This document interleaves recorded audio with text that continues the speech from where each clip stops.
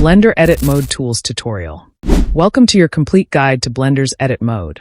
Whether you're creating simple shapes or complex designs, mastering these tools will make your modeling process faster and more creative. Let's jump right in. To enter edit mode, select your object and press Tab. In this mode, you can modify your mesh by working with vertices, edges, and faces. Vertices are the individual points that make up your mesh. Edges are the lines connecting these vertices, and faces are the flat surfaces enclosed by edges. Together, they form the building blocks of your model.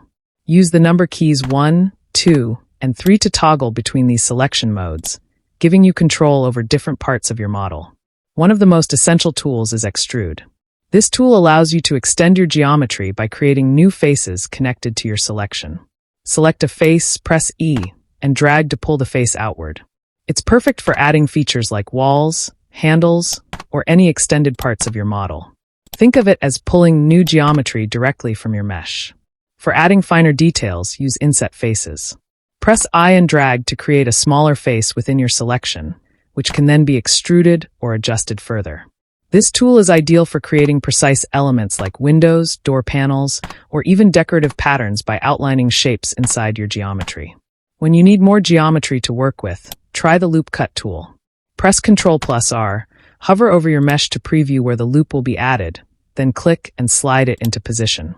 This tool is fantastic for creating extra divisions or preparing your model for more complex designs by ensuring geometry flows neatly along the surface. For custom cuts, use the Knife tool. Press K, click on your mesh to start drawing new edges, and hit Enter to apply them. It's a versatile tool that lets you create completely unique shapes and adjust geometry exactly where you need it. For example, you can create windows or specific design elements on an otherwise simple surface.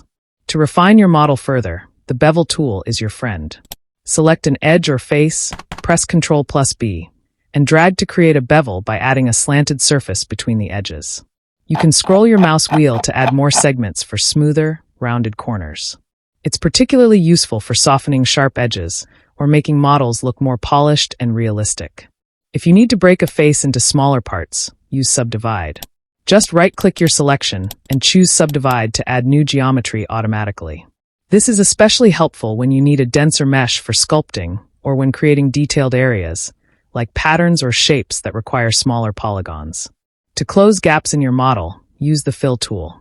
Select the surrounding edges and press F to create a new face. For overlapping vertices, the Merge tool is incredibly useful. Press M and choose how to merge them.